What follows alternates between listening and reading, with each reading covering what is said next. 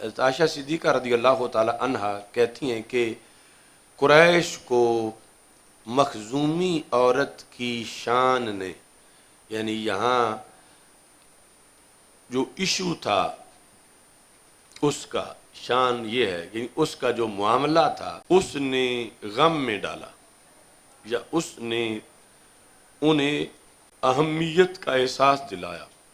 حاشیے پر غم والے معنی میں کیا ہے، اس نے چوری کی تھی تو یہ اس کو بچانا چاہتے تھے۔ فقالوا من یکلم فیہا رسول اللہ صلی اللہ علیہ وسلم، کون سفارش کرے گا؟ تو کہا انہوں نے وَمَن یجترئ علیہ الا اسامہ بن زید حب رسول اللہ صلی اللہ علیہ وسلم۔ یہ حب بمعنی محبوب ہے، محبوب الرسول، کہ اور کوئی نہیں، اسامہ بن زید جو کہ رسول پاک صلی اللہ علیہ وسلم کے بڑے پیارے ہیں، وہ یہ کام کر سکتے ہیں۔ فَكَلَّمَهُ أُسَامَةُ فقال رسول اللہ صلی اللہ علیہ وسلم اتشفع فی حد من حدود اللہ۔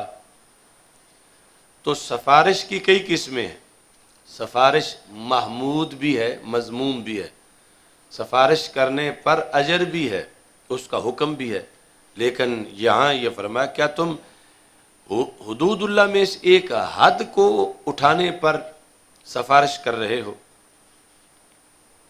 ثم قام فاختتب، اس پر ہی سرکار اٹھے اور خطبہ ارشاد فرمایا کہ ایسا کیوں ہوا، یعنی کیوں نرمی کے لیے جہاں حد لگتی ہے تو کیوں نرمی کے لیے سوچا گیا ہے؟ فرمایا کہ جس چیز نے تم سے پہلوں کو ہلاک کیا وہ یہ تھی کہ جب ان میں کوئی شریف چوری کرتا تھا۔ شریف کا مطلب یہ ہے کہ جو مالی طور پر سٹرانگ بندہ ہو، اشراف میں سے ہو، سردار ہو، نواب ہو، تارا خو ہو، پھر اس کو چھوڑ دیتے ہیں۔ وَإِذَا سَارَكَ فِيهِمُ الضَّعِيفُ، جب کوئی کمزور بندہ چوری کرے تو اس پہ حد لگا دیتے تھے۔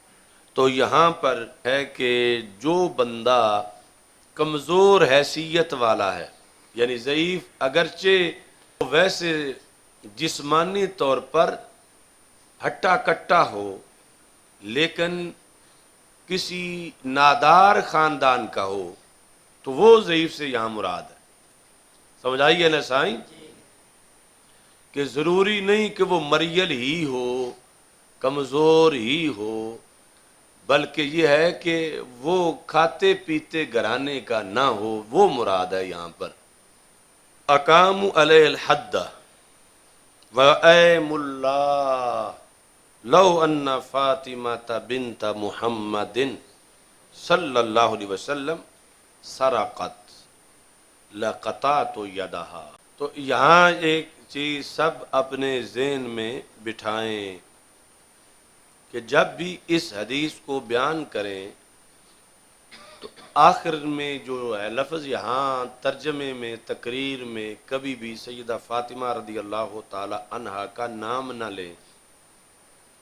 یہاں آ کے یہ کہیں کہ رسول اکرم صلی اللہ علیہ وسلم نے ایک بہت بڑی ذات کا حوالہ دیتے ہوئے بھی کہا کہ اگر بطور فرض وہ ایسا کرتی تو پھر بھی حد جاری ہوتی۔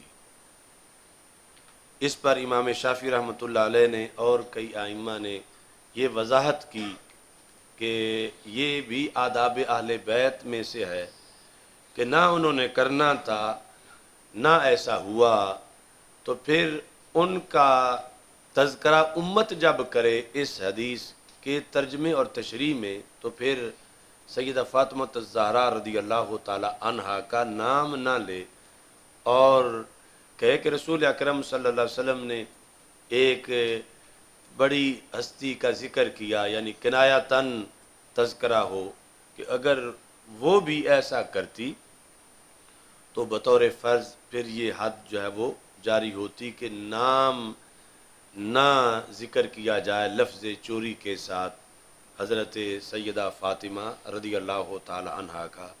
اس پر بھی ہم نے کئی حوالے لگائے ہوئے ہیں آئمہ کے۔